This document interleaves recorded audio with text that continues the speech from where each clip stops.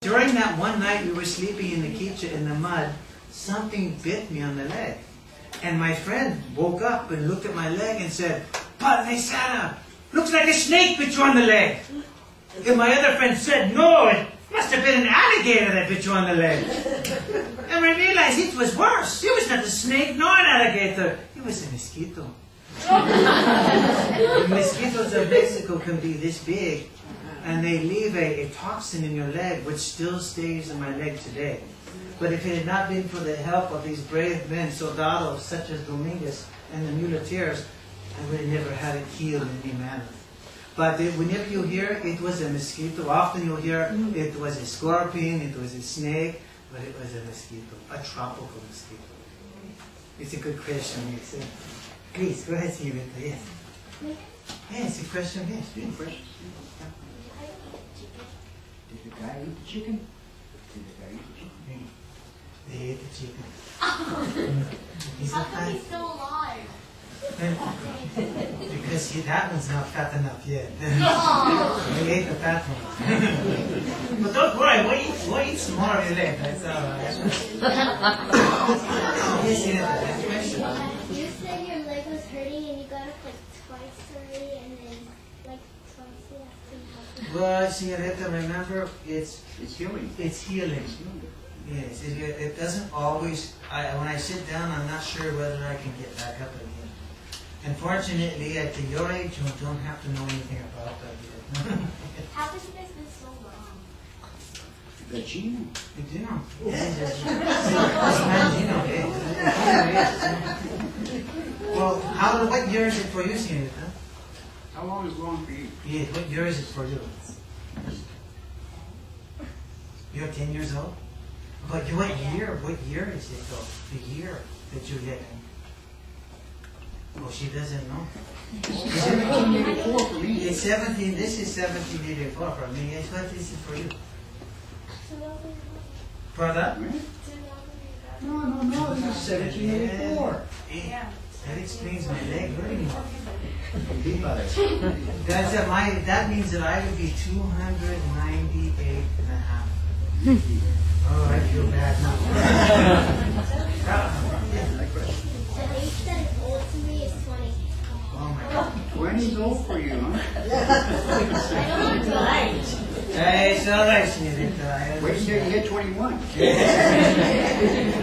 Yes, you have a question of me. How did the mosquito swim in mud? How did he? Actually, he wasn't swimming in the mud. He was buzzing around. Actually, that is why they actually sleep in the mud, is to protect them from things like that. But there was one part of my leg I did not cover, and why it bit me. Yes. Other questions for myself while they start? Yes. Were there women with the patrol expedition, Yes. so that some of the soldiers had wives? Because I didn't know that that you hadn't married. At the time when I was on there's two land expeditions. I was on the first one that arrived with the cattle and was set to establish an encampment. On that expedition, we didn't have no women. And I believe we didn't have on the second one either. It was truly a military expedition with the Franciscans coming along with us. So we had to establish a presence here, and it was a military presence first, and afterwards we start bringing the settlers in. But your question is, there was no women at that point. Well, who is it? Remember, Sergeant? Who was it that brought the women and children? Do you remember? It was the soldados. That's what another job. We were constantly bringing supplies and new settlers into the area. We had to escort them in. And there's another man that was he's well known. You may have heard him. His name is Dianza. He was a man who brought settlers in coming across the Sonora Desert. Very brave man. He was a soldado too, but he was a colonel. Yes, Ian. Is it true that if you saw, well, first, is it true if you saw a hurt animal, would you end up killing it? It depended on the animal. If it was a deer, if we were hungry, we didn't have no other food supply, we would kill the deer for food. One of the biggest problems we had out in this area that was very dangerous, not only to us but to the local population, the Native Americans, was the grizzly bear. A very aggressive, dangerous animal. we had constantly a lot of trouble with those, and one of the jobs we would have to fish once we had the cattle out here, we would have to protect the cattle against these raids and attacks from these grizzly bears. And so we would actually make a sport out of it after a while. We'd actually rope. You would take 3 soldados or 3 vaqueros on horseback to rope a grizzly bear and bring it back into the pueblo alive. I don't know if anybody ever heard of those stories before that. You know. Remember in San Luis Obispo, Captain Portola? There was have you heard of San Luis Obispo? Yes, it's a beautiful mission further up north. There's a valley called the Valley of the Oso there because of the grizzly bears that were there. And they had a problem in this valley with all the people. There were lots of grizzly bears. And also the people there didn't have much food. So the people were starving and the grizzly bears were eating the people. That's 2 problems, isn't it? So you're starving and you're being eaten at the same time. It's very bad. It sounds funny, I know, but what would you do to solve this problem if the bears were killing the people? What would you do instead? Eat the bears. Yes, you think very well. The soldiers there, under command of Captain Portola, one of the soldiers, they hunted the grizzly bears. It was a big problem. It was a very big problem. 9,000 pounds of bear meat was hunted in that area of the Valley of the Oso. Good questions, amigos. Other questions. They're real. They're real. Can we see Well, actually, when we see it, we're going to go outside just a little bit, and you'll be able to see it. Oh, it's real. It's real long, too. Yes, amigo, what's your question? If the Adobe was built in 1826, where would Juan Jose have lived in 1784? About 300 yards towards the seminary here, he had a 3-room Adobe that he originally built. But keep in mind, I had my vaqueros here working the range. I spent a lot of time in the pueblos. That's where the party was at the missions and at the pueblos. I spent a lot of time. I'd come back periodically and check on the cattle and that. But I had trusted foremen, Major Damos, 2 of my very close friends that were soldiers with me in San Diego.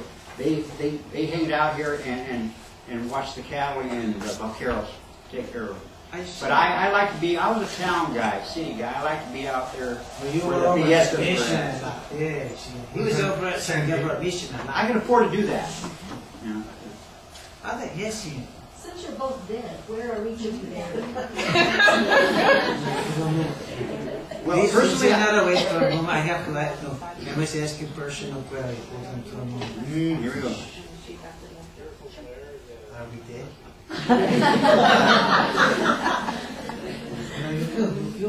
That's kind of a shock to you to tell us that. We're doing good until this point. Who is that man who hang out a lot with? What's his name? The one that you drink a lot, that man? What's his name? Gino. Oh yes, the Gino that keeps the healthy. Gino is 70 drinks. I don't know. Gino's a good friend of mine. Good friend. But you know, it was, well actually, Senorita, myself, I'll speak for myself. When I do pass on, I live to the age of 70. My life comes to the end in August of 1784. And my life, and my final resting place will be San Carlos Mission, Carmel Mission up north. But I'm not ready to go just yet. I have a few more years. And Sargento, tell them where you are, please. They tell me that I'm buried at San Gabriel Mission. I don't recall. But That's rumors, but I don't believe them. he's buried there, but no one there. He's buried in an unmarked grave at San Gabriel Mission. Because I'm not there, I'm here, Father. I don't understand. You know what? I forgot myself for a moment. It's my age. But let's see. Who is that? This young man right in the corner. This fellow right there.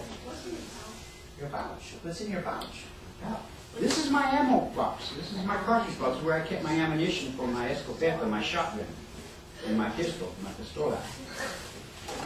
Yeah, it's very common of soldiers at this time to carry it like that. Fishing with it. What year did you pass away? What? You didn't show me. Am I alive? Let me finish. Ow! That's fine.